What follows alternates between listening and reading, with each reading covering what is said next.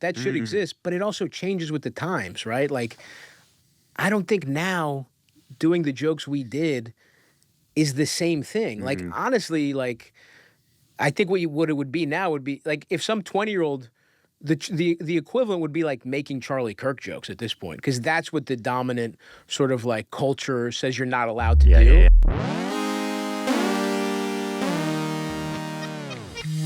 This is Good One. I am Jesse David Fox, senior writer at Vulture and author of Comedy Book. My guest today is Stavros Halkias. We talk about how he parlayed success in podcasting, first with Cum Town and now Stavvy's World, to achieve the sort of Hollywood acceptance he never could have dreamed of. This is typified by Stavvy's major role in Yorgos Lanthimos' awards-buzzy new film, Bugonia, which stars Emma Stone and Jesse Plemons, two very famous people. Stone plays the girl boss CEO Michelle, who's kidnapped by Plemons' Timmy, a man who typifies the modern trend of lost men, failed by society and the government, who turn to the internet for answers only to be swept up by conspiracy and multiple radical subcultures. It's a role being a podcaster surely prepared Stavvy for. So, here is Stavros Halkias. I'm here with Stavros Halkias. Thank you for joining me. Of course. Thanks for having me. What's the funniest thing that happened to you this week? It's been this has been a very ho-hum week.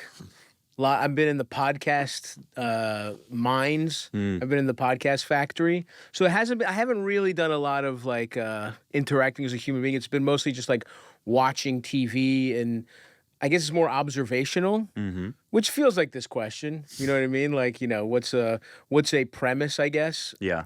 So I was watching TV, and it's like, you know, football game something, and there's an ad for like a dog food company, and it was a nice ad, you know, retrievers running around, cute stuff, and it was really nice at the end. They're like, and we have like our own charity where we help, you know, survivors of domestic abuse with dogs find homes. And I was like, that's awesome. That, like, even though corporate bullshit, I'm sure they're getting some tax write-off. I'm sure a PR firm has done it. That's really nice. And then I thought, like, well, what if the lady doesn't have a dog? Like, she's got to stay? Like, or worse, what if you go through the program, you apply, your dog dies the second you're about to get in the apartment? Does the company go, adopt a dog fast, lady, or you're cooked, you know? And so I just haven't been able to get because it's this awesome idea, and then it's like, it's all contingent on a dog? Like, and I love dogs, but it's like, shouldn't we get this lady out of her abusive situation? We're prioritizing the dog part. Yeah. So that was the thing that struck me. I haven't been able to do stand-up since I've seen that, so this is kind of like a dry run. I think it's a good premise. Thank you. Thank you. Immediately, you're like, all the directions you go, and you imagine this lady. Yeah. I think it's rich. Thank you. All right, we'll try it. We'll try it on stage. I'll tell you how it goes. So we're talking Bugonia is about to come out. Yes. How did you get cast in the movie? Your guess is as good as mine, pal. Dude, it's been the coolest, most surreal experience of my life at every turn, where I just got a call from my agent who was like, hey, you know, we think Yorgos Lanthimos wants to do a Zoom with you. And I was like, what the fuck are you talking about? No, this guy doesn't know. It's like, you know, this is one of the best, like, of his generation, one of the most visionary directors. I'm a huge fan of him. It's kind of compulsory as a Greek person. You just have to be, even if he was bad. But I happen to love his stuff. And yeah, it was like this thing where at every turn, I was like, oh, I'm going to meet with him. He's going to be like, no, you know what I mean? And it was just like, I was like, okay, he said it was going to go. I'm going to get an email. You know, we have this cool conversation. And again, it's surreal. I'm just talking to him, and he's nice and a regular guy. And then I'm like, all right, well, you know, they said they're going to email me. We're going to have a Zoom with like a stunt person. Like, that's not going to happen. And then I'm getting like, you know, they do like a body scan for part of it. I was like, this, you know, they're going to reshoot all my stuff with some British actor. You know what I mean? Like, and at every turn, I was like, this isn't going to happen. And I'm there, and I'm about to do a scene, and I'm like, they're gonna fire me afterwards. Is there a day on set that captures what the experience was like for you to be stepping into this movie, and how surreal it was, how different it was than everything else you've worked on? Yeah, I mean, what I will say that it has been the coolest. I mean, obviously, it's up until then, I made my own indie. I was in Tires. I've produced my own stand-up specials, Yeah. but it's like it's shit that's not insane for a stand-up comedian to do. And this was just completely. This was like my goal. The reason I make an indie movie is to show people like, hey, I cannot embarrass myself on screen. So if you need a guy that kind of looks like this, if you need a diner owner, if you need a disgraced, like member of the community who's being, shunned for sexual harassment allegations, you know what I mean? You need a landlord, whatever, in your a small part in a movie. Maybe think of me someday. Yeah. And it was just this surreal thing where it was exactly what I had dreamed of, just kind of got handed to me. Yeah. And I kept waiting for it to be weird. And to everyone's credit, I think it's the way they like to work. Like, it felt a lot like an indie when we shot it, because I think those are the vibes they want to cultivate. And, he was cool as shit. I mean, he's weird. He's a fucking director. Yeah. You've seen his fucking movies. Yeah. You know what I mean? It'd be weird if he's like the most He's normal like guy. gregarious and like, fuck it. But he was, he's fucking awesome and he was cool. And then really what I was nervous about, I don't know Jesse Plemons. I don't know Emma Stone. And they were like so nice. It was like, I'm like, is this a dinner for schmucks situation? It's like, why is Jesse Plemons just like, he knows who I am. He's like happy to see me. Emma Stone's just like, we're just having lunch together and she's cool. She's a normal person. How many Oscars, Yeah. And it was like, that was the weirdest thing, honestly, about all of it, is that the only thing that felt crazy was acting with Jesse Plemons. Like, as far as just hanging out, I was like, oh, this is kind of fun. Did it seem like they knew all of your career? Like, how much do you feel like they had a sense of your...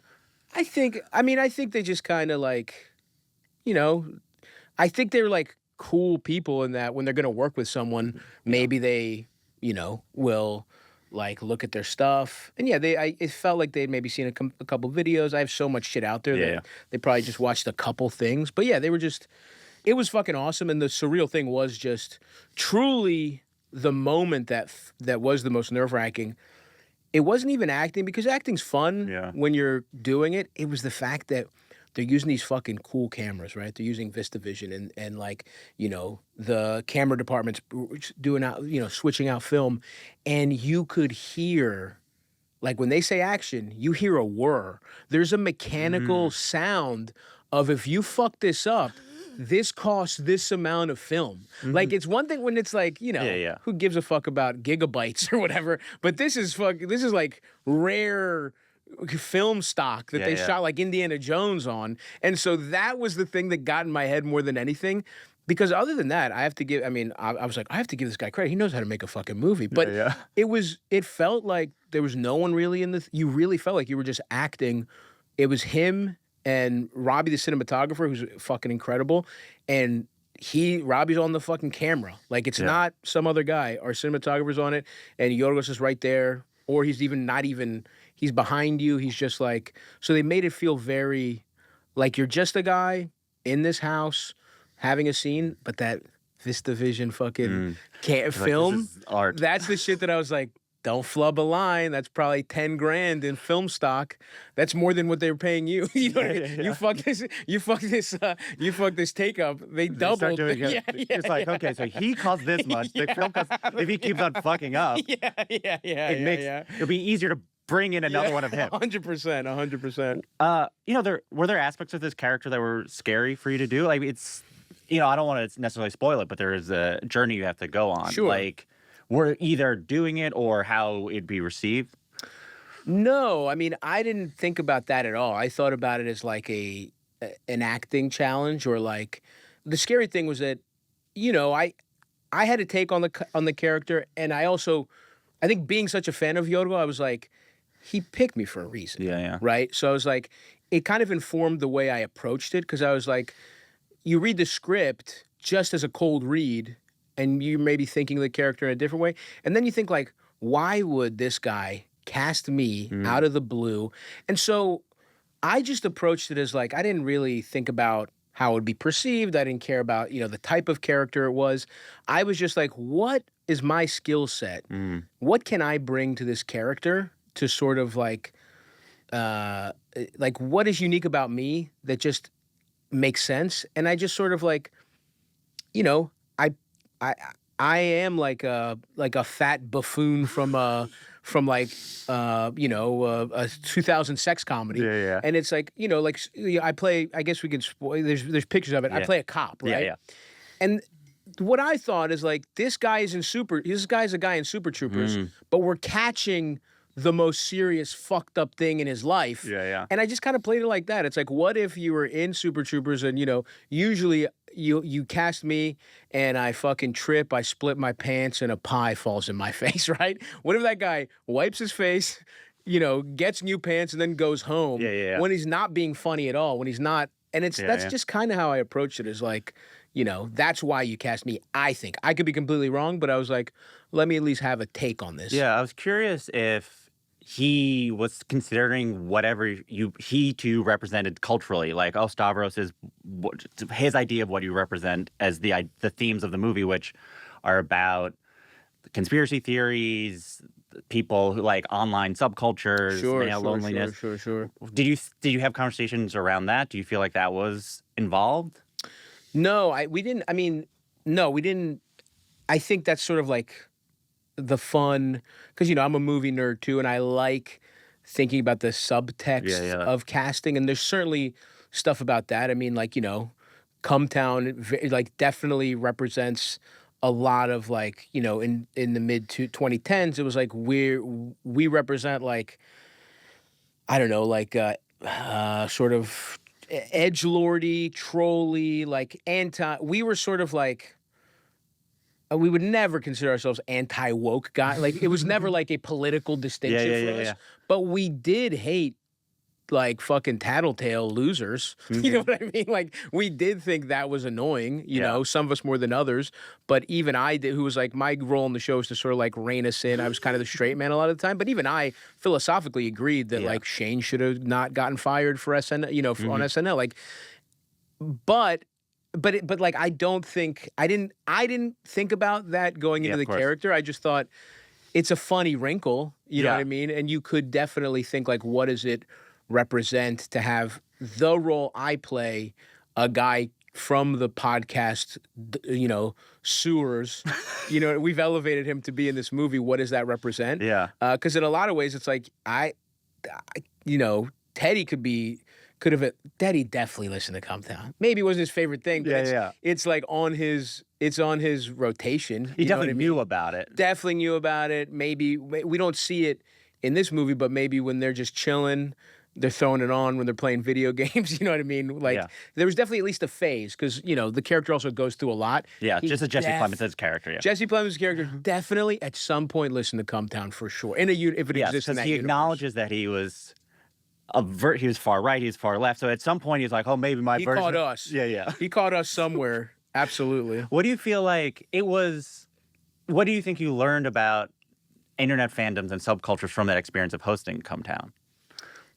Oh, I mean, it really was like, I never even thought about those things at all. Yeah. Right. And I also think the show was happening as though that stuff was emerging. It's like this type of fame, because there's like, podcasts sort of 1.0. There was like Marin, there's like Comedy Bang Bang, This American Life. I mean, I remember saying to Nick, I was like, dude, this is a waste of fucking time. For real. I was like, podcasts are over. And thank God I didn't listen. And obviously it's been proven false. But I mean, I just, how much it matters to people, how much like, how important, how kind of like fervent a fan base can be. And then also, you kind of have to make peace with, like, you're not you to them, right? To a lot of people, it's like, even podcasting, which I think the dangerous thing of it as a host of it is like, it's not like other art forms where there is a separation of self and art. Even if you're a stand-up, right? There's a separation between my act and who I am. And for some people, the distinction is much, smaller. Yeah. I think the goal of stand-up is to make it disappear. I think that's how I approach it. It's like, let's be who we are on stage and off stage. That's the platonic ideal in my idea. But still, there's still a plausible deniability that's not the same guy. But with podcasting, even though there's no way you would talk for thousands of hours earnestly as truly yourself, people don't really have that distinction, at least like mentally speaking for themselves. And so and then that's not who you are. They see a really small window of who you are in a particular context. And then they put their own bullshit on top of it because it's such a personal art form and because people are watching it in their, they're doing dishes, they're going for a bike ride, they're doing whatever the fuck. It really, this little window of you plus people's like kind of deepest insecurities sometimes meld into what you represent to them.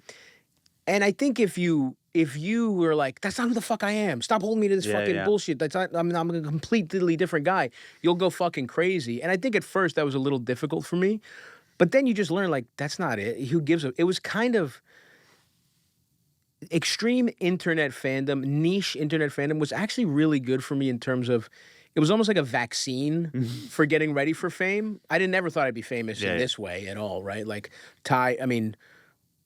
internet fame and then like social media, YouTube fame, and then like especially tires in the movie. It's like this, I never thought in any way, shape, or form. But it kind of prepares you because you realize like, it doesn't matter what other people think of you, as corny as that sounds. Yeah.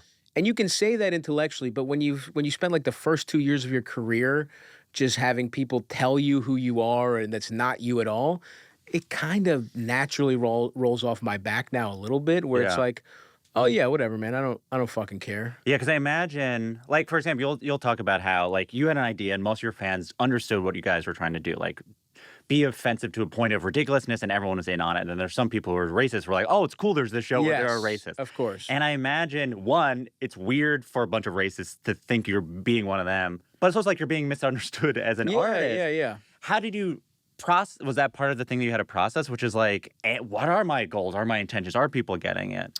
Well, I will say, I think philosophically another problem I have a little bit with comedians in general is that I think there's a little too much self-awareness, right? Where it's like, I don't think it's the job of the artist to think about their place in society. I think it's your job to just do something, right? And don't get me wrong, I'm not going to sit here and tell you that when we started the show, we had some grand theory to be like, oh, we're gonna get back at these people who are trying to get you fired for old tweets. No, we were mid-20s, broke as fuck. We didn't like those people, and we were mean-spirited comedians who had a bad life. And so we were just like and there was no planning, no thought. Like I said, I thought there was going to be 10 episodes of the show, right? And also, I would have done like, I didn't care if we were offensive. Like I had nothing to lose.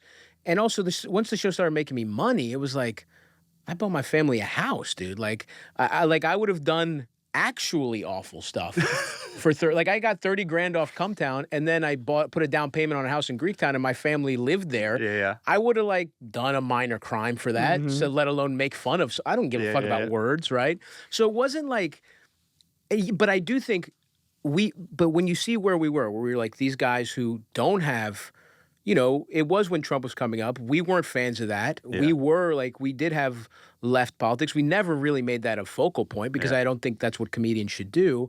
But I do think it's a natural thing where you get people who kind of didn't like what was going on culturally, who had trained in like open mics for a decade, who also had the chip on their we just moved to New York shoulder where it's like, fuck these assholes. Why do they we should have it. You know what I mean? We're funny. You put that all in a blender, and I think you get naturally this kind of thing that it's just kind of like general knee-jerk rebellion, which I think is important, and I think it is like something that like, I do think young people should be able to make fucked up jokes and it not ruin their lives and not be sort of like cast out as like a specific thing forever. And I think we were kind of rebelling against that. And I think when you combine it with the moment it was happening in, where it was like, there were like consequences to just saying anything even a little, if it caught in the right jet stream, again, Shane being sort of like the sort of obvious example, it was like, there was a little stakes at being those guys. It wasn't, I'll tell you this way, it wasn't good for our careers. I mean, the second Cum Town ended, all of us had this experience where it was like, people were like, dude, you guys are funny. Yeah, but they just, for some reason, what was going on, people couldn't bring themselves to all have a DM Yeah. where while Cum Town existed, there was a timestamp where they told you good job. But the second I stopped, people like mainstream people kind of came out of the woodwork. And I think we've all, I don't want to speak for Nick and Adam, but I think we've all kind of had that experience to some degree. Yeah, you also is it partly also why you said you couldn't host that show until you're like you don't want to be 40 and hosting Come Town and you're like it's a show for it's a young person. It's a young person's game. Like saying like kind of being like fuck you dad. You know what I mean? It's like you're going to be 40 being like fuck you. I mean, you could argue 28 was too late, you know what I mean? Yeah. We're just emotionally and mentally stunted guys, but I don't want to speak for Nick and Adam, but yeah, for me it was like I liked the show was really funny. It was like when we were 26, 27, 28.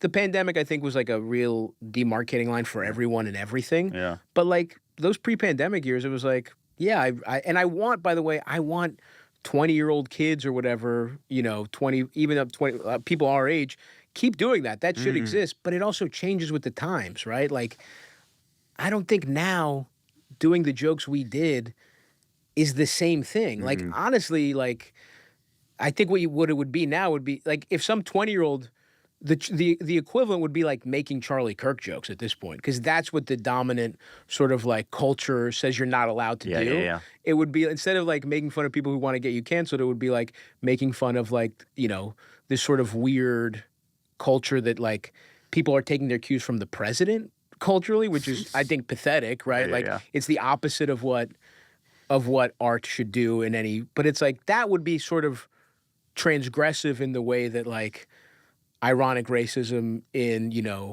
I'm with her 2016 during Hillary's campaign. I think that's the flip now. But, that also could just be how I see things. Yeah, also it's like you're allowed to mature. Like ultimately there might be some fans of yours who are like, I still want to come down. You're like, cool, well, fine, whatever the Come Down now. Yeah, there will be another one. Yeah. No, and yes, from a personal level, it's like, I did that. It was fucking awesome.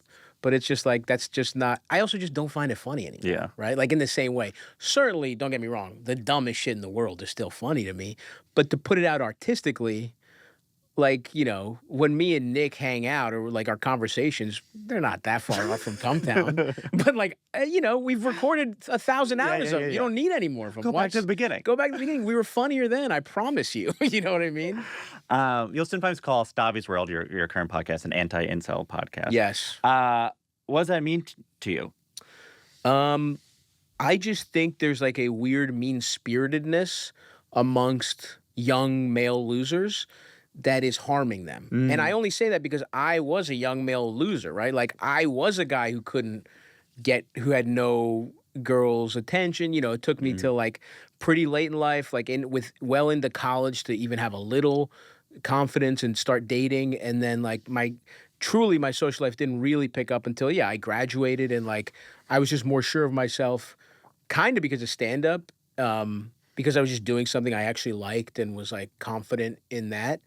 And I think about what would have happened to me at 17 if there was somebody being like, if you're fucking mean to girls and you're racist, they'll have to fuck you. I would have been like, nice, all right, I guess I'm racist now. Yeah. Like, that seems so much easier. That seems so much easier, like believing in myself, becoming a good person, and like, because that's the thing, it's like, the youth is simple, man. It's not that fucking, everyone's like, there's a young masculinity crisis. It's like, I know what a 15-year-old boy cares about. There is one thing he fucking gives a fuck about. And I just want to say, like, here's the actual path to, like, getting girls to like you. And, yes, I'm fucking rich and I'm famous now. Yes. But I also wasn't. I was in my mid-20s, broke as shit, and it was working for me.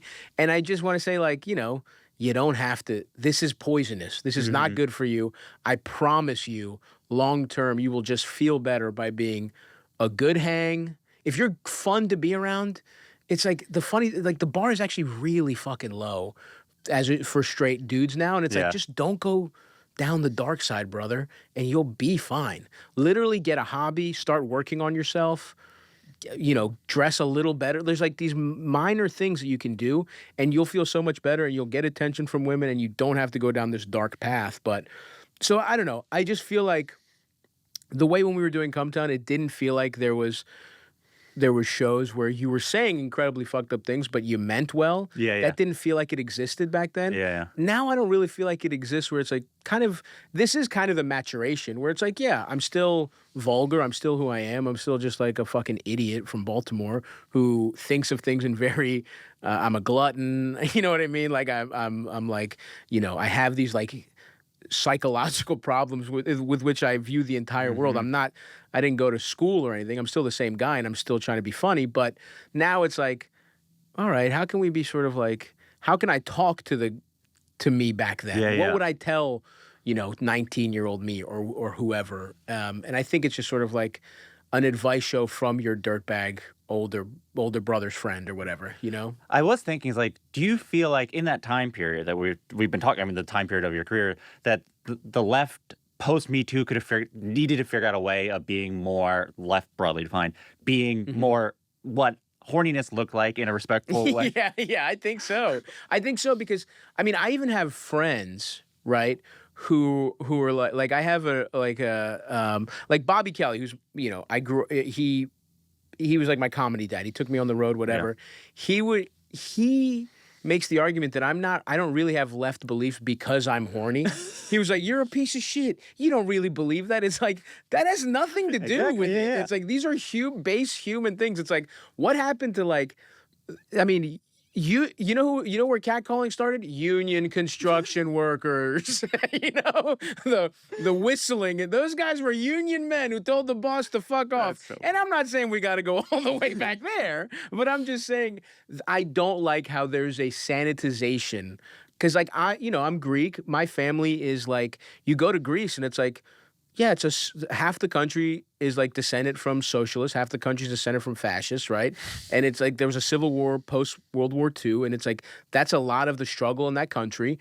But a lot of the like, you think of like, kind of like, hey, sweetheart, those guys are socialists. You know what I mean? It's like there's a tradition of that, and there's this weird sanitization and like sort of you have to be a fucking like loser. You have to be like you can't be like manly. You can't be like it's just like this what it represents to be the left. Which by the way, when people are saying that, they're talking about corporate centrists, right? They're talking about something which I reject also. But it's like, what that represents culturally, you're kind of a pussy, right? It's like that's not fucking true. Because I want healthcare. I'm a bitch. You know what I mean? Because I want people because I want maternity leave in America. It's like you can be a piece of shit, and I do think in a funny way. That's sort of without meaning to. So much of my career is you can be a piece of shit and still want this thing, And it's like if I get to be that piece of shit, if it was first for like fucked up jokes, now it's for like not being mean, not falling into the incel trap, and then I'm never gonna run it. I'm never gonna have an actual political career, but it's like. I do want to represent that. You can be kind of a dirtbag and you can be stupid, right? Like that's the other thing. You don't have to know theory. You don't have to read fucking Marx to know that your boss has made 400 times what you made, that wages have stayed stagnant for the working class and they've gone up who knows how many fucking percentage points. You don't got to read theory to know that's fucked up. Just look at the guy. Your car's broken down and this motherfucker just bought another yacht. That's all you need to know. And that's fucked up, you know? And so anyway, that's sort of, in so much as I ever think about what I want to project, it's just that. There's a lot of comedians with advice podcasts. It's amazing how many comedians have advice podcasts. And there's a lot of comedians that do crowd work. What do you hope makes you and your audience different? Yeah, first of all, it's because it's fucking easy, dude. There's a reason I did that shit. It's like, I was doing it on Twitch a little bit during the pandemic, but not to sound, I just don't think about that stuff, to be honest with you. It's like, I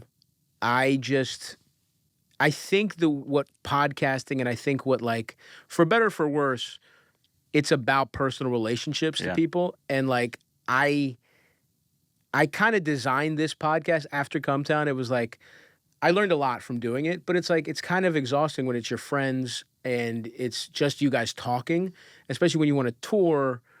It's just like, you can't do it that way. And so this was like, I just sat down and I was like, what's the easiest way to be able to like produce stuff consistently, but that I could do in a way that I can still tour and I can whatever. And to be honest with you, I didn't really want to do a podcast when I started, but it was just like, I got to pay the fucking bills. Yeah.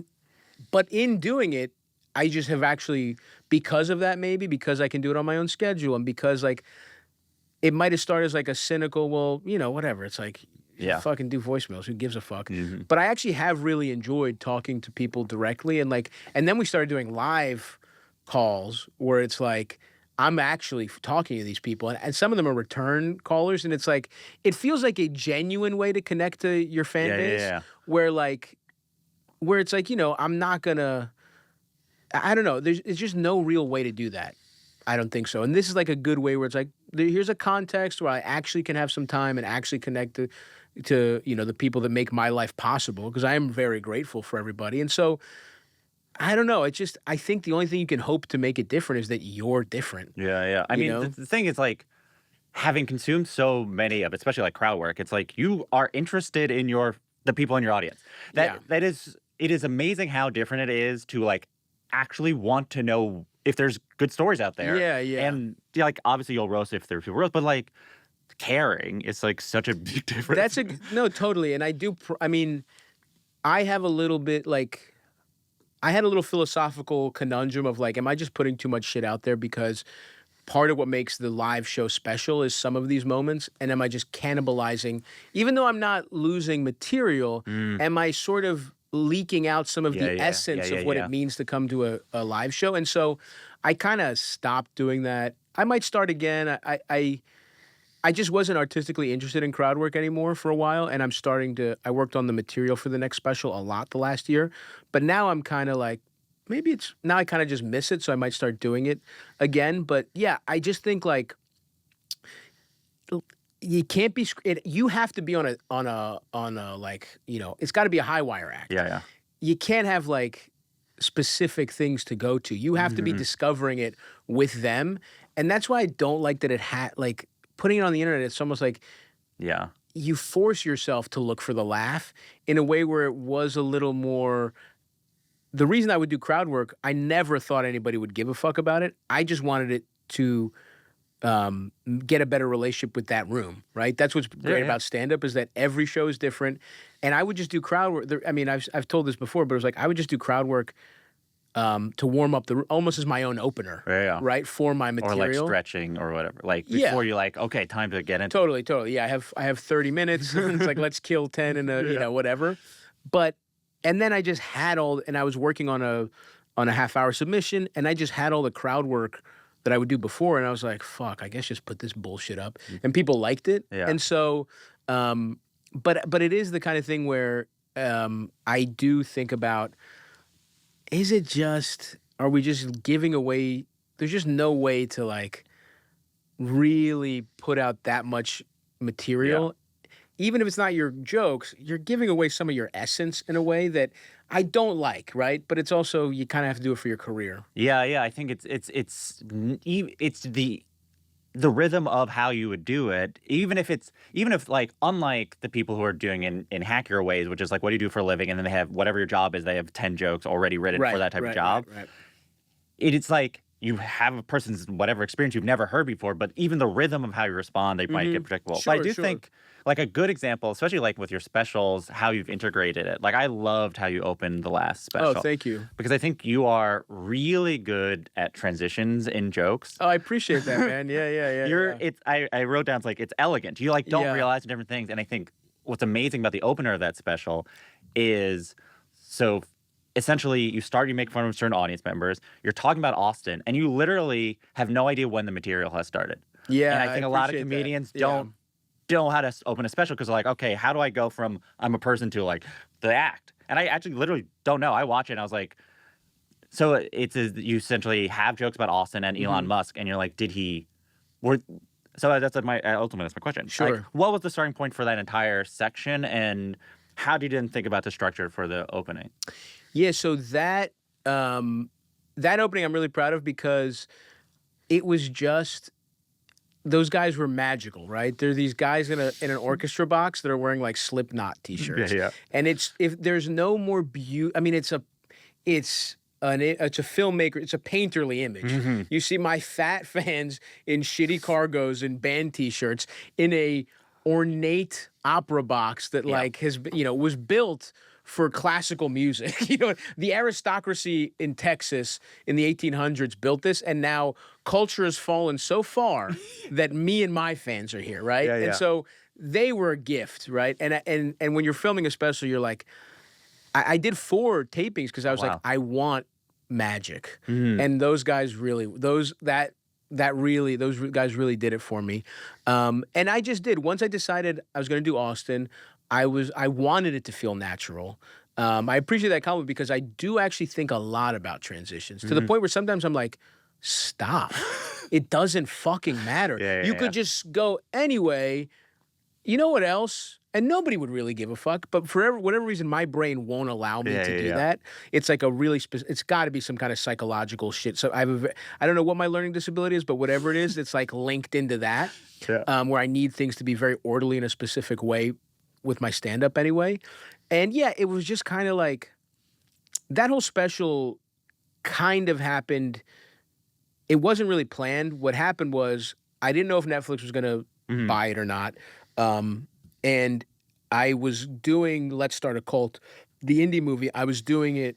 I didn't think it was going to happen. And I basically was like, look, you're not going to give I'm nobody. You're not going to give me fucking, I mean, the thing ballooned up to, first they were like, we'll give you $200,000. And then we were like, to do this, you're going to need $750,000. And I was like, they're not going to give it to me. So basically I was like, I have 1 month open. It's got to be in June. We'll do it in June or else fuck you, right? Fully expecting them to be like, all right, well, fuck, who the fuck are you? And they were like, we think we can make it happen. So then I was like, fuck, I have to star in a movie. I can't. And I was like, and then I heard Netflix was interested in buying it. And I was like, I guess I have to do it before the movie because so I was still going on the road after the movie, but I was like, and Austin just happened to be the last place before the movie. It worked out great. The theater is beautiful. I love doing it in Austin, but it was sort of like I kind of had a couple months to be like, okay, it's Austin. And, there was some stuff in the zeitgeist that was kind of, I would come up every once in a while. And I did what you're saying. I was really cognizant of wanting it to feel natural. And like some of my favorite specials will talk about where they are. Yeah, I was thinking Cat Williams. I mean, the Jacksonville one where it's like... That's the pinnacle of it. Where he's just like, okay, that was like, Cat, I got it. You signed a deal with Netflix. I mean, what we just said about vamping to fill out your, like... But yes. Yeah, but that's a lot of... It was awesome. Amazing. No, I love that He knows special. that many things about He's the man. I'm a huge Cat Williams fan. But, so it was sort of like, yes, I actually was working on some Austin jokes because I was like, this will be an easy way to get into my material. And I was also cognizant of wanting to change the rhythm of my hour for the second special where I didn't want to start with fat jokes. I was like, my rhythm had always been, fat jokes because they're accessible. Ever since I was like a feature, I was like, start with fat jokes. Everybody likes them. Make them on your side. And then you can try something. And this time I was like, fuck it. Let's try our views or whatever. Let's hit them with them before inside. Exactly. Let's try that. Just intellectually, just as a, and so it just felt like a natural way to do it. And then we got into the fat jokes, sex jokes, all the same shit. It's all the same shit. It's like my act is like Taco Bell, where it's like it's the same 5 ingredients. It's just which one are you getting first? Which order? Yeah. We're gonna open with sex this time, and we're gonna end with alcohol. I mean, a lot of comedians, you just sort of see them realize, okay, these are. I remember us talking to Ronnie Chang. It's like, I guess part of my act is I have to talk about recent technology. Like, okay, well, that's sort of like a thing that happens. Right. Speaking of Austin, this is the part of the interview where we talk about that. Sure. It's about a year since the idea of the Joe Rogan of the left was discussed about. Yeah. But I promise we're going to talk about it so good you'll never have to talk about it again, or you'll have to talk about it nonstop. Yeah. But what does it mean to you, or just mean that your name is a name that is thrown around? What it means to me is that, man, we're fucked. If they're coming to me, if they're even sniffing around over here, it's like, really, we need some more culture, the culture, we need some more cultural figures on the left.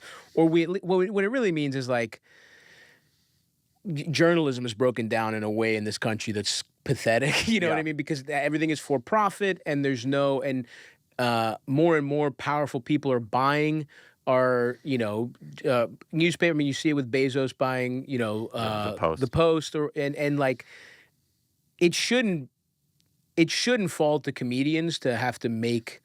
To say what the fuck they think. And I also think part of it is because comedians have boosted some right voices, it's sort of like unimaginative thinking to be like, well, we need our own comedians to do it. And look, do I feel a little pressure to be a little more clear about where I stand on things? I do, but I just can't philosophically, like, I can't lead with that. Yeah. I just don't think that's where I am in my career. I don't think I haven't dedicated my life to thinking about these issues deeply. Like I said, you can be stupid and know we're getting fucked. I'll tell you that. And I'll say, get the ruling class's dick out of your mouth and just admit it's not immigrants and trans people that are the reason your life's bad. It's because there's tax cuts going to the 0.001%. It's because of inequality. I can say that, and I think that's true overall. But I did go to school for like public policy. But when I was 20, I decided I'm going to stop learning and I'm going to learn how to talk about my little dick for a living. And you want a guy who did that, who left academia and spent 10 years fucked up, got on podcasts, and my skill set is like making fun of people and like making vulgar jokes and being quick at riffing. There are guys who stayed at academia. There are guys who kept reading. And I can't even say that I don't think at some point in my life I'll sort of return to that, because I am passionate about that. And the way I look at it is I want to do it on a community level first. I grew up in Baltimore. We didn't have a lot. I do want to help kids in Baltimore. Like, this stuff I've been kind of thinking about is like art programs. I was in some art programs that really helped me growing up. And I think, but it's got to start that way, where it's like, I look at the arc of my life as like, I got educated. I had some beliefs. I got educated. I realized what I want to do had nothing to do with my education, but it's still kind of like, it's sort of like clarified what I think about the world, what I want to happen, how I want people to be treated on a base level. And now I'm in the period of my life where it's like, okay, but I have a career to do. I have my goals are artistic. I decided I don't care about the world as much as I care about having a good time. And that's the thing about comedians. Like, I'm not a fucking social worker. In fact, I was a tutor in Baltimore City, and I quit because I was like, I can't phone it in. When I phone it in, kids get fucked, right? Like, these kids are behind because I'm hungover because I was at an open mic too late. I'll be a paralegal and phone it in because fuck these guys. Exactly. And so that's the other thing, is like, comedians are selfish. Comedians decided, like, we want a fucking good time and have a nice, easy way through life. And I don't think it's that hard to do, to be honest with you. Like, I think the average person, if they just said, I'm going to take 15 years to be passable at stand-up comedy, they probably could. It's just a weird life that no one should sign up for unless you're mentally ill in a very specific way. So I am not that guy, right? I'm not interested in that. If I represent something to you as, like I said, like a dirtbag can still have your like beliefs, and you want to watch me because of that, great, but don't. I'm not a political comic. I'll never be a political comic. I don't want to be a political commentator. You know what I mean? Like, if things come up off the cuff, because that's what podcasting is guys talking shit about things they don't know that much about, I'll give you my opinion real fast, and then we'll move on and, make fun of one of my callers for wanting to cheat on his wife or whatever. You know? It's like, I fully believe you, but there is something about a person denying it that your brain goes, but then I got that call.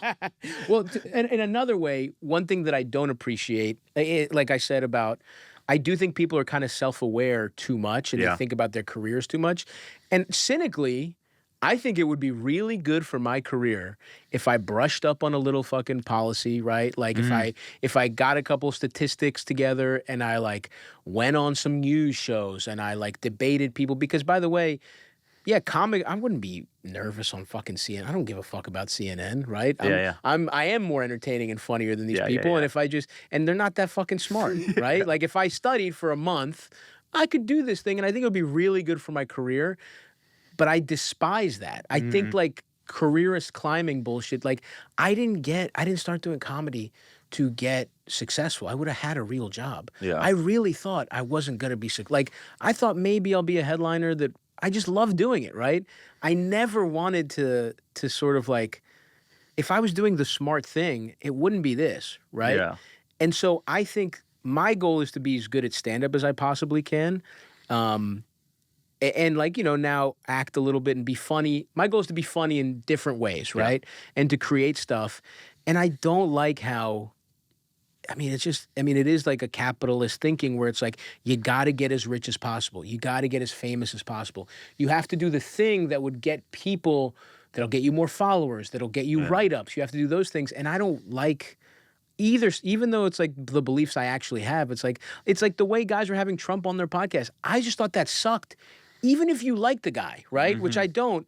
That sucks. Yeah. You're not fucking smart enough to have, like, a real journalist should be interviewing him. You're doing it because it's clicks, right? Because it's like, and because some comedians have deluded themselves into thinking we're important. Once you think you're important, you're not, pull the handbrake. You're not fucking funny anymore. Yeah. And so I just don't want to do anything because it's the right career move or it'll get me more famous or it'll get me anything like that.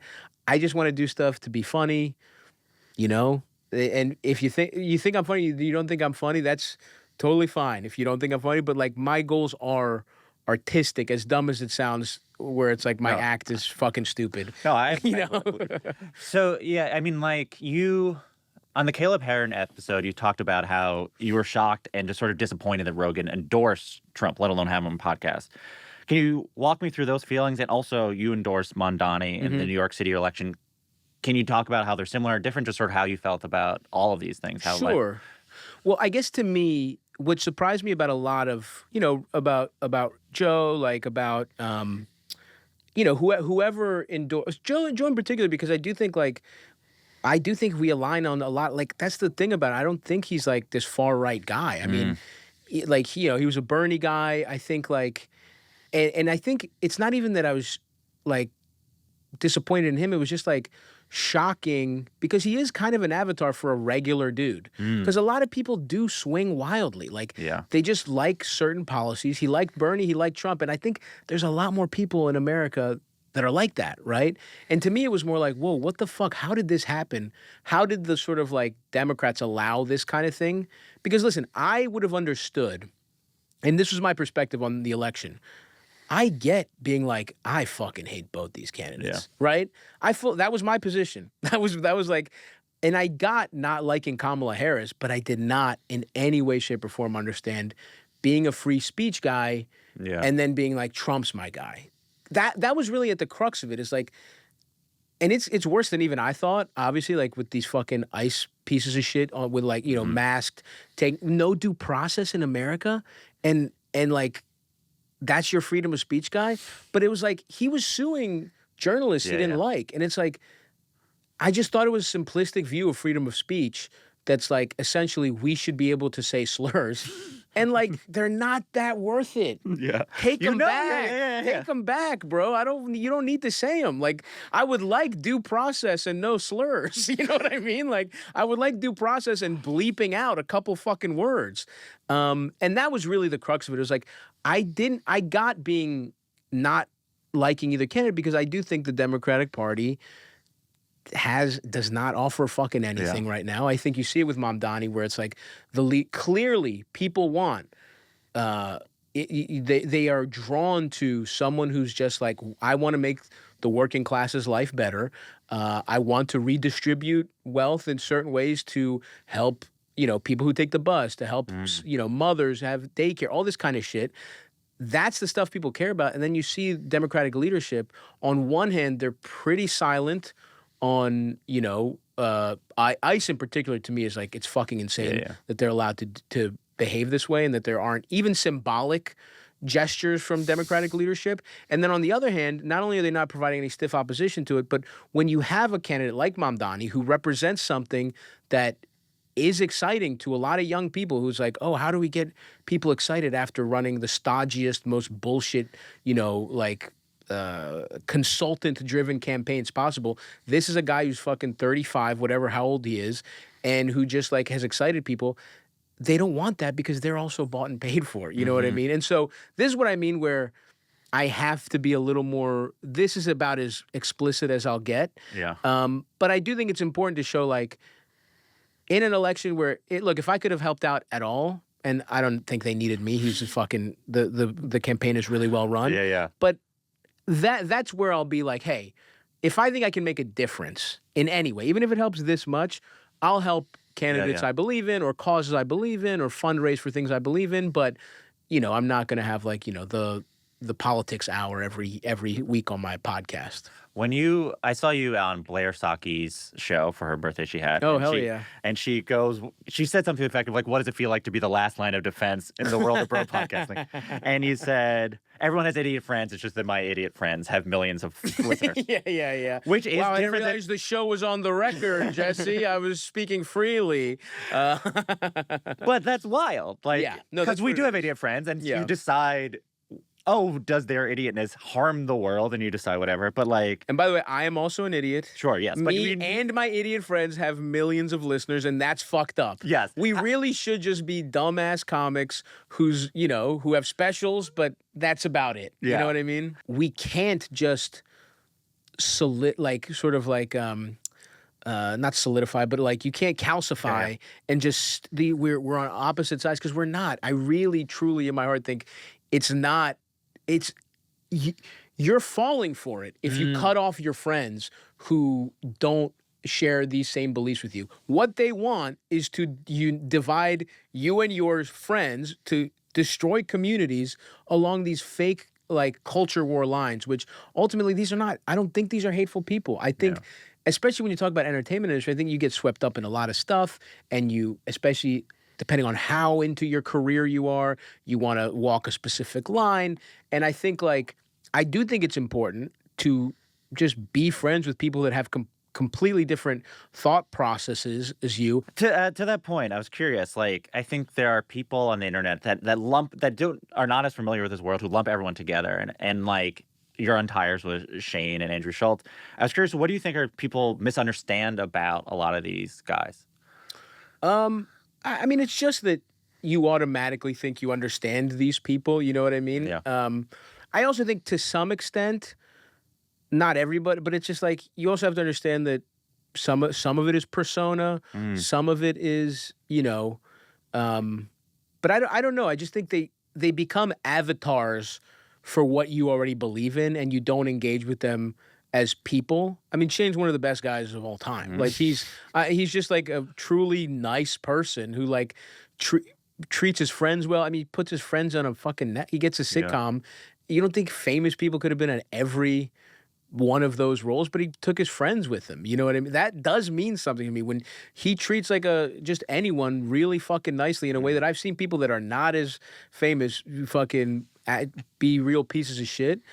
And I do think like, some people just want to decide somebody is the dumbest thing they've ever said or like, put forward. And listen, you don't have to like anyone. That's the other beauty of all this shit is like, if you don't like someone, you don't have to like listen to them necessarily. But I don't know what it is difficult because on a personal level, I really try to not live on the internet. Yeah.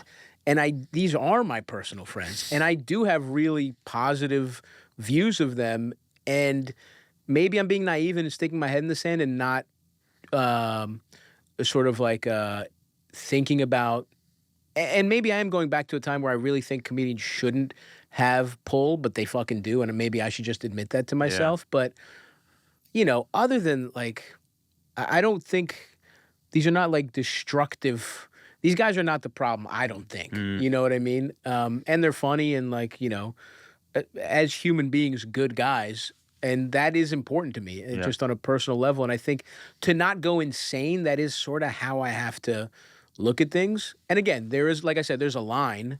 There is like, if you're outwardly fucking, racist, whatever, bootlicking, whatever the fuck, I'm sure there's a line with everybody in their personal relationships. But I don't, these are just, that's the problem is that people just put their own beliefs onto these guys, I think. Mm-hmm. And it's not saying you have to watch hours of their stuff, but, you know. You're going to be in Austin next month. You'll think you'll go on Rogan if he's free? I don't think so. I haven't thought about it. It's also like in the middle of it's just like in the middle of a packed tour. And so, But it's not one way or the other. It's not like on a principal reason. You're just like, no, it's not. And in fact, I would, I don't even have to go on Rogan. I would talk to him about, like, that's the thing. It's like, I'm not saying anything that I'm scared to say to anyone. And and I don't think no one's been like, what the fuck, dude? And I hope they would still talk to me. I don't think anyone, because again, these are my friends. And the whole point of comedy is you should be allowed to be opinionated and hash things out. But yeah, it's not like I wouldn't go on the show. I just think that's also a big show, and it's like you kind of have to prepare for it a little bit. You have to get in the zone for it. And I'm just really, between Bugonia, the tour, I haven't really had any time off. It's kind of like, I didn't plan on it. Yeah. I'm also kind of done doing promo and shit like that. Like, this is fun. I like having this conversation, but it's like, I like to get it all in at once. Like I'm working hard this week, and then I want to kind of fuck off for a little bit. So that's fair. Yeah. When you're on certain podcasts, are you ever in your mind being like, one way or the other, like, should I say something, should I not? Like, I was thinking about when you co-hosted Two Bears, One Cave this summer. There's a time where you advocate for trans people in sports, where I was like, I think you probably change people's mind doing it. And like, just because that's an audience who I think legitimately were like, that sucks, they shouldn't do it. And then you like gave any opinion. Totally. I think you changed Chris's mind. Maybe, yeah. Not so hard to do. Yeah. Talk about simpletons. Is it a thing that you think about?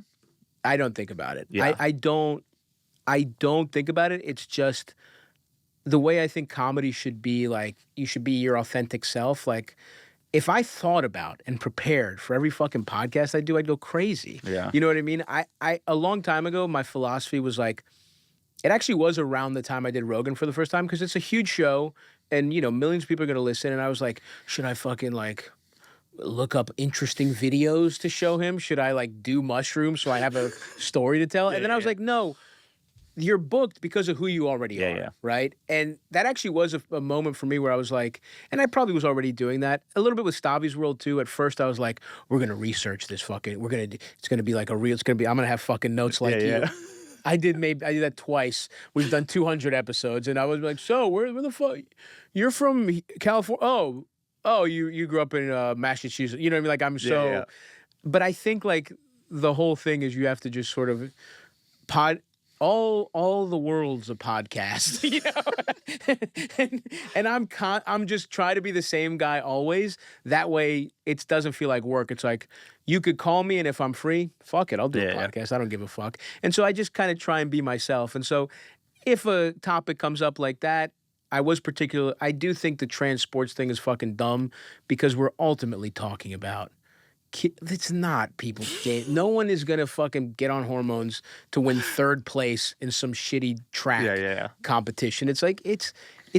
I bet you a lot of them. I mean, Pablo Torre had a story where it was like one kid who sucked at fucking softball, and I bet you that's a lot. High school sports. Talking about high school, who gives a fuck? Yeah.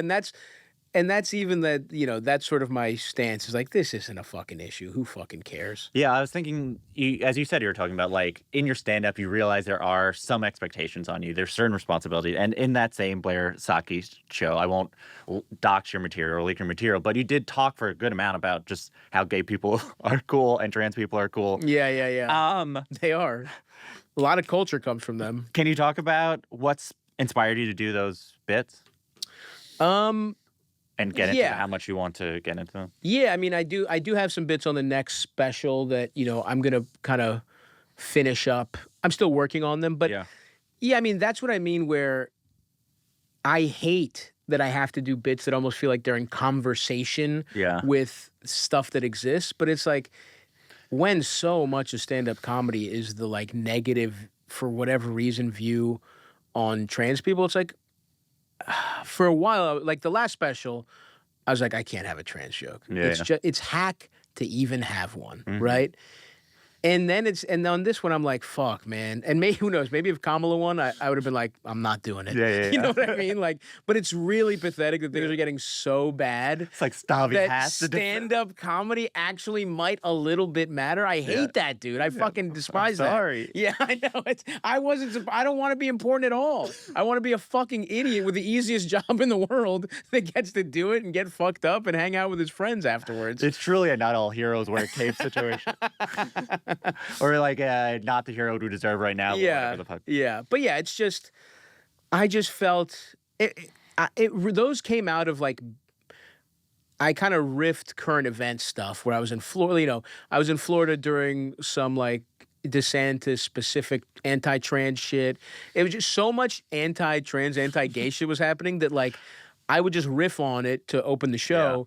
And some of it just became good material, like just became, that's part of the process. Sometimes when I'm traveling, I'll just fuck around with ideas at the top of each show.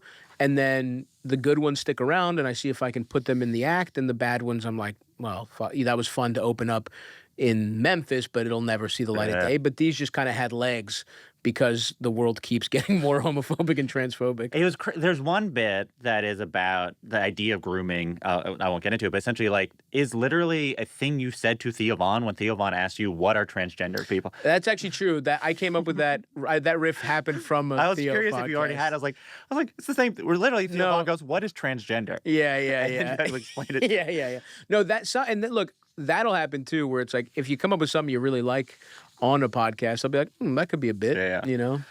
When I saw that show, there was a moment where people clapped. There was like a. Oh yes, there is. And how do you feel about that as a comedian who does not? I can't imagine you were hoping for that. It's one of those. I actually know the exact bit you're talking about, and I stand by it structurally. I think it's a good joke, and when the special's out, hopefully in like June, I'm happy to come back and break it down because I do think there is something I'm doing there philosophically, but I don't like that to the point where that chunk I really liked and I considered closing with it, but I'm not going to do that because I cannot close on cheap applause. Even though I think the joke is good, it gets a boost it doesn't deserve because people agree with it. So I'm just going to move that to the middle, have it. I want to kill on, and I'm thinking about doing something a lot more divisive to end with because I want to really earn, the big laugh at the end. But yes, I don't like it, but also it's like, as long as you don't make clapter jokes, like, look, if people clap, they clap. I really thought about should I cut it, but I do stand by it in terms of for a specific reason. And as long as you don't make those jokes load bearing, as long as your hour doesn't need them to sustain momentum, as long as it's a sort of cherry on top, fine. But as the second, that becomes like pillar, your act is supported by like 4 of these fucking cheap jokes, that's a problem. And getting an applause break is good on good jokes. It used to, before the idea of clapter, that meant you finished a full chunk that the audience is like, hooray. When the comedian Jordan Jensen was on your podcast, she said a slur about for transgender people in a very convoluted point you're making. And you stopped her and you sort of criticized her. I was curious how, like, for you, how's it different than there are times where people have said, like, the F slur on your show and you haven't been like, don't say that, blah, blah, blah. How is it different for you, or how is the situation specific for you? Yeah, I mean, I want to talk about that because I feel bad for Jordan. Yes. Because Jordan's a hilarious comedian. She's a good person. She's just, again, one of my friends, and we're all dumb, right? And we all say just kind of dumb shit sometimes. And I also want to be clear, I would never cut out a thing on a podcast to make one of my guests look bad. That was not, like, she went viral. Somebody took shit out of context and kind of posted it. And I think, like, in the context of my relationship with Jordan, she's been on the podcast a ton. We've been friends since I moved to New York. And I think, like, and I never considered that this would be a thing. And in the moment, I was like, my real thought process was like, let's get off this. It was really like, this is just not that interesting. And let's move on. People think I'm not someone who's interested in scolding someone because of their language at all. I mean, I don't like you get kind of like a pass on a slur, but you can't keep hitting the slur button. You know what I mean? But I didn't think it was going to be, and and Jordan is she's a thoughtful person who has interesting ideas about gender and about like your own representation and like the spectrum of gender and sexuality. Yeah. And if I thought this was going to be a big deal, I probably would have like engaged with it a little more. But to me, I was like, fuck, like my real thought process was like, dude, we just started the fucking episode. Yeah, it's right at the top. Like, can we talk about, even if she had brought it up like a half hour in, it's like, but I'm literally thinking, dog, you're promoting your special. Let's start with some fun. Let's start with some fun, observations about your niece or whatever. You know what I mean? And like, I feel really, and then it happens, and I didn't say anything because I remember the old days of Cum Town where it's like when you enter the fray, when anybody, like there were moments where like some bad shit was, people were like harassing me and like, Adam and like Nick would like posted something that really had the like, and he did it out of the goodness of his heart, but it had the opposite effect, right? And to me, I was like, this is going to be if I comment on it, now there's fucking articles about, and then there's a secondary round of it. So I figured like, let's stay out of the fray because it's like, and that's part of the negative of like the whole world's a podcast ethos is like, I truly recorded and didn't have a second thought. And I was out of the country. I was in Europe when it happened and I wasn't really paying attention. Yeah. And then, but I feel for Jordan because it was taken out of context and I would never fucking do that to one of my friends. And I also, if anybody ever wants anything cut out, of course, I don't have a problem. The point of my show is to make you funny. Like, I want to put you on display. I only have people I like on my show. So that was an unfortunate, like, because she got caught in this, like, it just happens. People get caught in the remnants of that. It kind of did feel a little 2016 cancel culture-y a little bit. Well, yeah, it was very much like someone's on. Anytime anything happens on Twitter, I'm like, it's wild that things happen on Twitter. But like, if you watch it in context, especially like when you say like Austin trans brain or whatever, it sounds like a friend not being disappointed in their friend, but you're like, oh, my friend is. Something is happening to my. It doesn't feel like you're being like Austin's bad and you're bad for it. No. It sounds like you're like, oh, you are. I just look. You're noticing a thing that is happening to a friend. Well, that was the thing. It's like, it's more like because I like truly on the record. I don't care if you say something I disagree with as a comedian. I do think you should be able to. When I said Austin trans brain, I wasn't saying we shouldn't be allowed to joke about this. It's just so hack, and no one has an interesting take. Yeah, And like, I actually think Jordan, maybe there is something there, but I'm also just like, it's a little low, really think about it if you want to do that joke, but don't riff it out minute 4 of a podcast. And it was more like, truly my thought process was, Jordan, you're fucking hilarious. Like, don't do this. Like, it was just like, it's just not artistically interesting to the point where like, I don't even have, listen, I'm not even saying I wouldn't laugh at a transphobic joke. If it was like always in my example of this is like Patrice O'Neal, right? Yeah. Elephant in the Room, one of the best specials of all time, one of my favorite specials. He says legitimately misogynistic shit, but his thought process and what it says about him as a human being, and like, it paints this hilarious picture that surprises you, and you're like, is he getting me to agree with him? Like, how am I laughing at this? And that's actually the hardest hurdle to clear. If you're making me laugh at something that I fully disagree with, you're really good. Yeah. The problem is, I don't think any of that right now rises to that occasion. I think it's become shorthand to show I'm one of the fucking cool guys. And like, I just don't think that's interesting. I think it's like, don't do it. It's the same way it used to be. The conversation was like, should you be allowed to say the N-word as a white comic? Right? Like, that really was that really was the thing. And I would always be like, or like open micers always be like, we gotta say, people who like start doing stand-up because they want to identify as a comedian more than anything, because they want to be like a guy on Tough Crowd. It's like, yes, you can do it, but that's like saying like, if you're, your first day at boot camp in the Army, you get nuclear weapons. You don't, man. Learn how to use a fucking slingshot. You're not fucking good enough to do this. And I think a lot of the Austin trans brain shit was like, all these open micers, like, think they have an interesting take on a very divisive, radioactive subject, and it's like, you don't have the skills for this yet, man. You're just riding off the heat of the subject. Yeah, and just get better. Like, and I'm not, and also part of the problem is like, with clips and everybody having to put their shit online, I do feel for young comics because I'd be mortified if people saw what I was like 4 years into comedy, and I thought I was good. Yeah. If I had the ability to, I would post all my shitty jokes. And so it's like, I do feel for that too, because it's a very tough time to just, I think you should be allowed to bomb. I think Bill Burr's phrase, like, bomb in like anonymity or whatever, but it's like, you should be allowed to do that. And so that's part of the problem too. But anyway, I just do, like, Jordan is very funny. She didn't really deserve the pile on, and like, in hindsight, I wish we had maybe even cut it from the fucking episode because I wanted people to see her fucking special. It's a great special, and she's really fucking funny. And so I hope people, I hope people just fucking watch her stuff and engage with it for real. And I just also hope people just let go of the hack. Like, just do something a little more personal, something a little more interesting. And like, you're not saying anything interesting with the, for the most part, I don't think.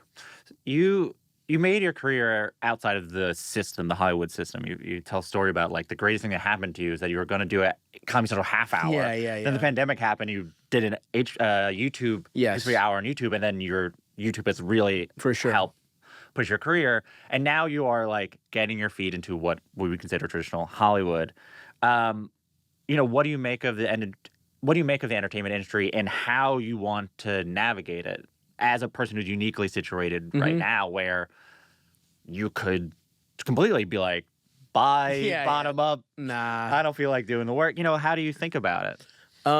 I think about it in that I'm incredibly fucking lucky, right? Like, I have surpassed every wildest dream in every fucking way possible. Like, my family doesn't have to worry about money. Like, if there's ever an emergency, we're good. I can, like, it's like insane how much I've just rocketed past my wildest dreams. And like, the way I look at it is like, everything now is house money. Yeah. Where it's like, I'll never get away from stand-up. The one thing acting kind of taught me, when you're starting, you're like, fuck this, man. I'm going to be an actor, whatever. And then like, you're like, oh, the road is hard.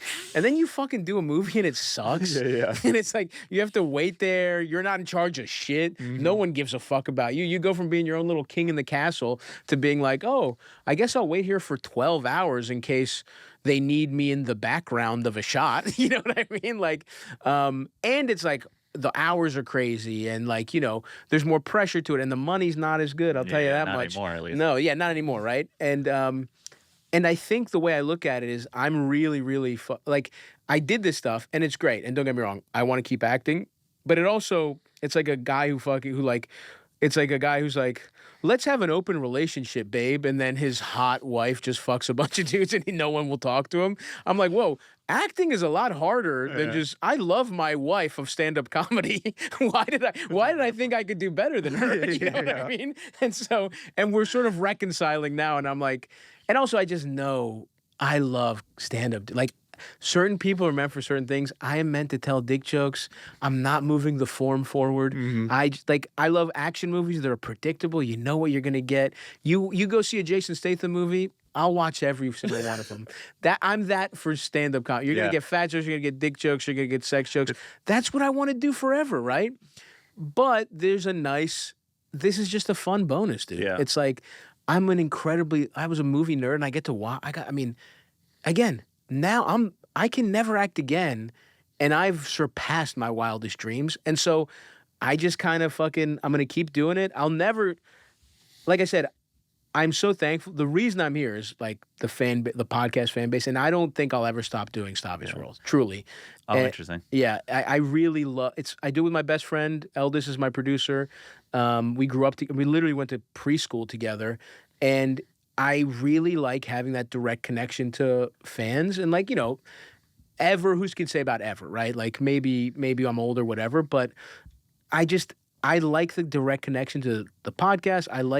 There's nothing like live performance. There's nothing like stand-up. And I'm really thankful for that. I either want to keep doing the podcast or making things specifically for the people that got me here, whether that means indie movies that nobody's going to make, making dumb comedies that I think people who like my podcast would like, whatever it is.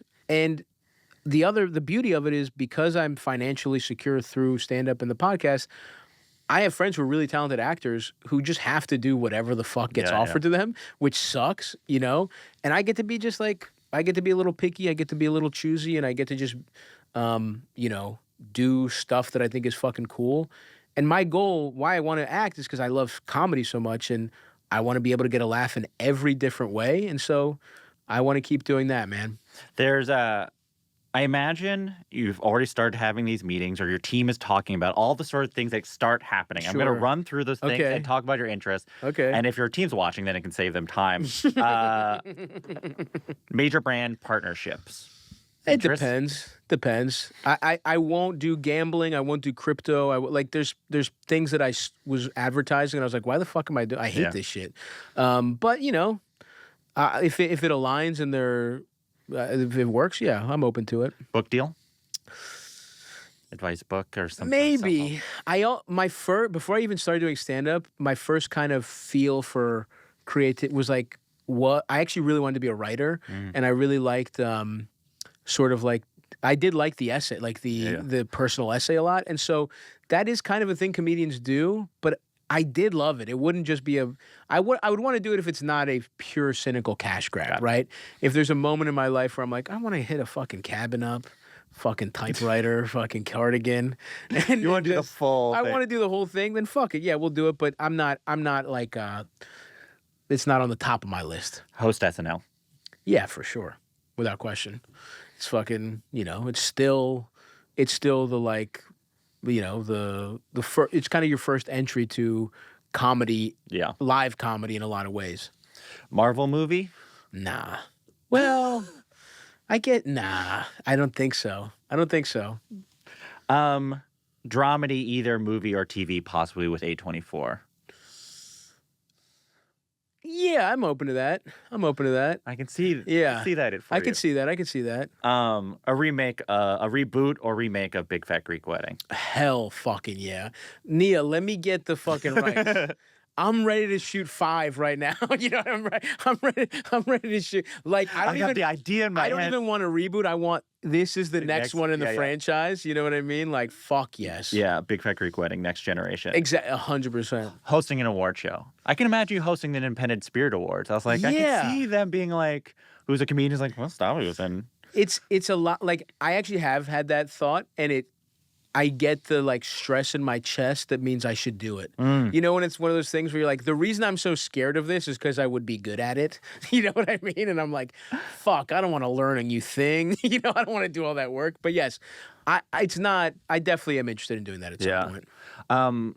I really enjoy Stavvy Gets Ripped for a variety of reasons. And I was curious because you seem particularly aware of the archetype that like you exist in comedy, and I was wondering, when growing up and you saw fat man comedians, were you aware like part of the archetype is and they die young, and you wanted, and you're aware of that fast as a fat child, like John Candy, Chris Farley, right off the jump. I was like, oh, I remember Chris Farley dying. You know what I mean? Like, because I was a little kid watching him on SNL. It was fucked up. And I remember learning later that John Candy, like I remember like watching like one of his movies and being like, oh, I hope he makes new movies. And my mom being like, I don't think that's happening. You know what I mean? Like being like, well, this guy's fucking awesome. I hope he does another one. And it is weird, man. I mean, it is like, it's this really fucked up thing where it's kind of hanging over your head. And to the point where there was a moment, I mean, that year where I did the special and the movie and a theater tour and Stavvy's World started, I mean, I got really, really unhealthy. I gained a lot of weight. I was getting fucked up a lot. And there was nights where I was like, fuck, dude, you're eligible to not wake up right now. You're like on enough pills. You are that example. Like, it's not, if I didn't wake up, there were nights where I went to bed, I was like, if I don't wake up, I'm not surprised. And that was like a really fucked up moment where I was like, what the fuck what am I doing? And I'm trying really, I haven't gotten back there. I did actually do a good job of losing weight during the last tour, but I've kind of stabilized now, and like, I have let work get a little too much. its talons in me again, and I'm constantly cognizant of that because you do have to fight. I mean, it does feel, I've been critical or whatever, people caring about their careers, but it's like, it's natural, right? You get a little success, especially in an industry where it's not, this could be, it could never happen again. You right? build whatever it's called, you plant when the soil or whatever. Yeah, exactly. Whatever that saying is. Totally, That that saying. Like, it's really hard to say no to stuff, and I was good about it last year, and like, I basically have from now until May, it's pretty much locked in. And then it's like, all right, after that, we really have to do another round of, it's got to be about you and your health. But yeah, dude, it's like this, I at least feel like it's not hanging over my head, but it's ever present. I mean, I'm not young. I'm turning 37, early, in February. And like, it's just like, I'm still really fucking unhealthy. I'm better than I was 3 years ago, but I'm not good. Yeah. You know what I mean? I'm at least sober now for the most part, like I had a sober year. I kind of did, whatever, but I'm kind of recommitted to it recently. And like, so yeah, I feel a little better, but it's fucking scary for real. Yeah, it actually is. And it's like it goes back to the idea of like why you couldn't do Cum Town. It was like, if you're trapped in that persona, it's like so hard if like literally every show you go to, people like, be a glutton. Totally. That's why we're here for. Horny glutton, laugh, giggle. And I will never fully let go of that, but I just want to reel it in quite a bit. And I do think it's like, by doing it as a show, you're making the audience want the opposite from you, right? There's like part of your audience who's like wanting to be the glutton, but now because of this show, they're invested in your health. I know this is maybe a lame question to ask you, but do you think about like, oh, if I had this example as a kid, it might be different. Like this would be helpful. I never used to think like that at all. And then people just have been like, thanks, man. In a way that I didn't expect, Like, to me, to be honest with you, it's more like, it was a little cynical, and it goes back to being a workaholic, where it's like, well, if I'm going to lose weight, let's monetize it, right? But then it became like, okay, I failed. I started this. If it ends without me losing weight, if I quit without, like, I'm trapped. But I do think, I don't know if it was like if I was younger, but currently I know like fat people have actually been like, hey, thanks, dude. Or like the people being like, you've helped with my confidence, which is also hilarious. But, I don't like when comics are like, if I could just, it's all worth it to put a smile on that janitor's face after he worked. No, it's fucked. That's not why it's worth it. It's worth it because you're rich and your life's awesome. Be honest. But the older I've gotten, where I'm like, that stuff does matter. I'm like, fuck, that does happen. Or where I had really traumatic things happen to me and like dealing with loss and grief. It's like, oh, dumb comedy did help me. And Cum Town's done that for people. Tire's done that for people. Stavvy's World. Let's start if I can do that even a little bit for people, I do. It does start to feel nice. You said that you're a Mount of famous, but in Baltimore you are famous. People will stop you on the street. Yeah. And it's because of the videos you do after the Baltimore Ravens wins or losses this season. There's a lot of losses. A lot of losses. Jesse, I don't like to talk about it. But I do feel like because of it, and because Baltimore is such a specific place, you're placing yourself likely in the pantheon of Baltimoreans, John Waters and stuff. Yeah, I guess. Does that mean something to you? Totally. I mean, I love Baltimore. And like, again, it's another thing that's a complete surprise. I mean, this was just a dumb character I would do for fun with no expectation of anything. And then it's probably because I did it on Barstool. I did it on Pardon My Take. Yeah. And it was particularly, I mean, Joe Flacco is also, at time of recording, he just had a vintage performance on Thursday Night Football. It was nice to see Flacco beat the Steelers, even though it wasn't for the Ravens. And I did this thing about white trash fans, and it just kind of took it to the like next level. And then that next year, I did it so much, and then the Ravens started paying attention, and it organically kind of went viral in Baltimore because there's not that many people doing Baltimore specific Ravens jokes, to a point where it's kind of taken on a life of its own. But yeah, I love that. I love Baltimore. My family's always going to be there. I love New York. This will be my main, but I have a place in Baltimore. I never want to fully leave. And I do, when I think about like doing community stuff, helping kids that weren't in great situations, I think about Baltimore. Like I think about going back to Baltimore and putting some of my like, whatever, money, connections, whatever I can do to help. That's what I think about. I don't think it'll always be this character. In fact, I'm getting a little. It's just like the same jokes over and over again. Like it's funny. It's good. I stand by the character. I stand by like the satire of this guy, but it does start to do the thing where people don't know it's a joke. Where it's like, I'm critical of the character is critical of Lamar. Lamar's my favorite player. I hate that people just don't think. I've had people be like, he fucking sucked. I'm like, are you out of your mind? He's the best guy of all time.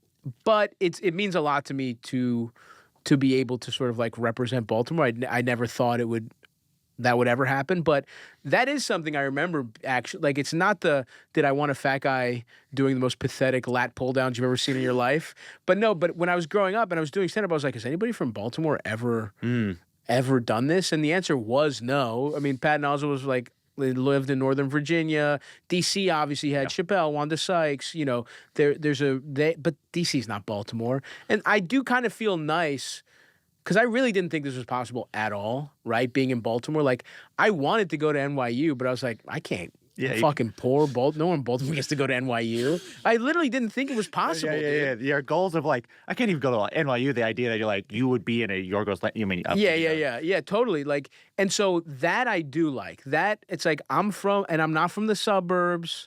You know what I mean? I'm from fucking East Baltimore.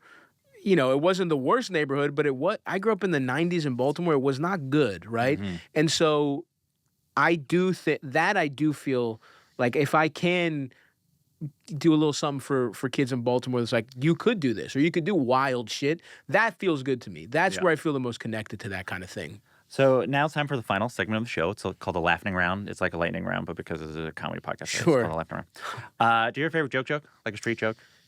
I do. It's pretty vulgar. They tend to be. So this is a good one because it shows you where I come from. This is my family. It's actually like translated from Greek. Oh, perfect. This is a joke I was told by my older cousin when I was like 8, right? So this is how you get this guy, this is a perfect right? example of this question. Thank you. There's this guy, he's smoking a cigarette on his balcony, and he sees an incredibly hot woman sort of like, going down he sees her one day going down the street. He fucking runs down, tries to talk to her. She completely ignores him. Same thing, second day, sees her, completely ignores him, whatever. The third day she comes to, he sees her from the balcony, he's on the second floor, and he's like, he writes a note that he ties to his dick. And he says, I've been trying to get your attention. You're the most beautiful woman I've ever seen in my life. I'd love to take you out on a romantic dinner. If you agree, please tug on this once. Tug on it once. If you don't want to go out with me, that's fine. Please tug on this 100 times and 2 times slowly. And that is like, I remember being like, hell yeah, this is where I come from. You know what I mean? This is. It's so funny because it's like a different structure than like an American dirty joke. Totally. Because you're like, wait, there's already the dick is already in this story. Yes, of course. We start with the dick. The Greek people don't, with the joke. I learned so much. Is there a joke from another comedian you wish you could steal?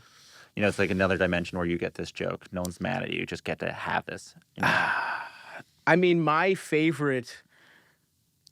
It's hard because I definitely see jokes all the time that I'm like envious of, like Soder, so just Soder's like talking about looking at a hot woman and you react like a bulldog, out of breath bulldog. You're like, oh, just like these little moments, like these perfect little jokes. But I just philosophically, it's so hard to be like, it just wouldn't feel right to ever tell a joke and be like, that's, I can't pass this off as mine. All right. Do you have a short story of an interaction with a legendary comedian, living or dead, you are willing to share with us? Yes. I opened for Bobby Kelly for years, and Bobby's I was a fan of his. We became friends when I was like 23 or 24. And he took me on we did like one real deal long tour together where it was just me and him driving. It was just like we really hit the road. It felt like the road. And Bobby's an incredible, you got to see him live. He's an incredible comic.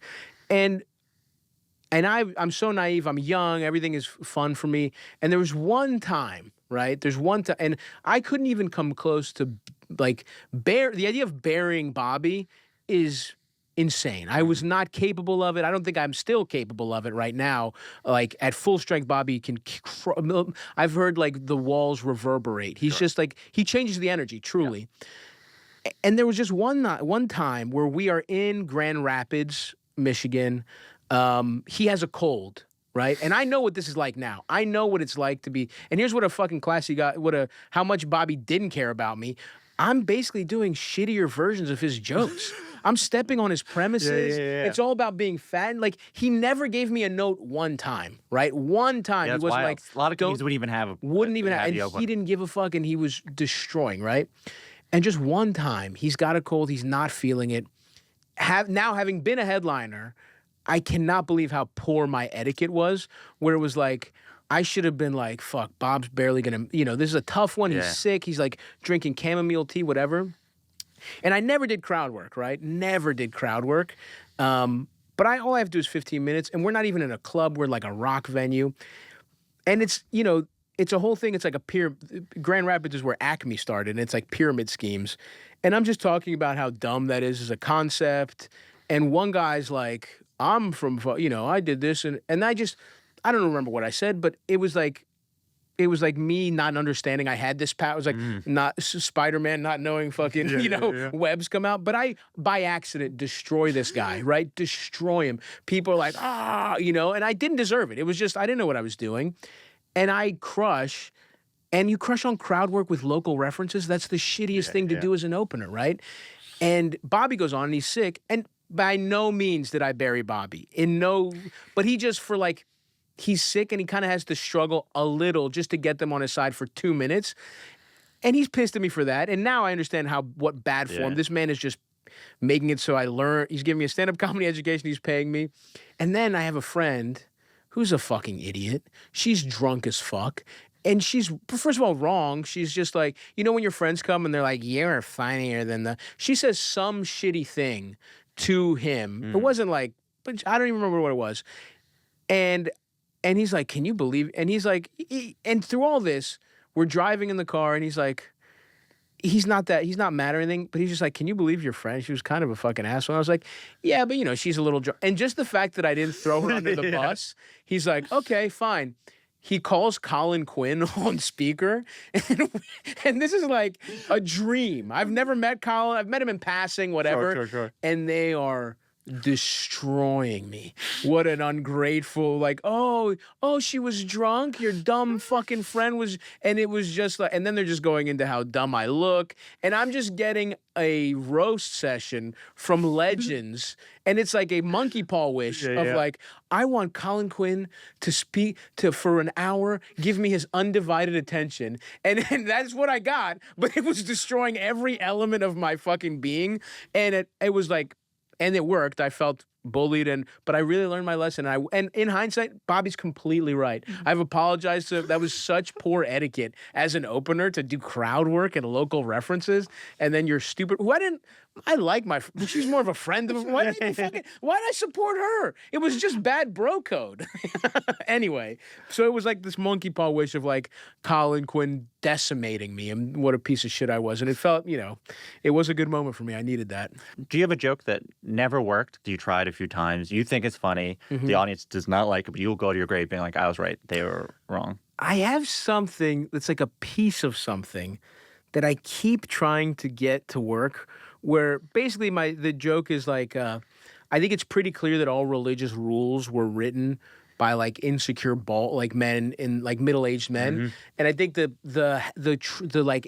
clear sign of this is that every religion has a little hat that covers your bald spot. Every single one, yarmulke, kufi, the Pope's got one of those little hats, like your turbans, like it doesn't matter. everyone, God says, oh, we got to cover that up. You know what I mean? Like, that's so clearly, like, the guys writing the rules were middle-aged and insecure about, balding. And then there's some tags. It's like, oh, yeah, and God said, stop trying to fuck my wife. I'm cool with it, but he's saying stop, and it just, I won't completely retire it. I'm still praying just the right spot. Because sometimes you have these little ideas and they've been kicking around in your act for years and you can't, and then just something beautiful materializes. But I think it's funny. I just can't figure out the context to get it to work within an hour. So, I believe in it. Thank you, dude. Appreciate it. Thank you so much. Thank you. I had a blast, man. Yeah, Thanks you. for having me.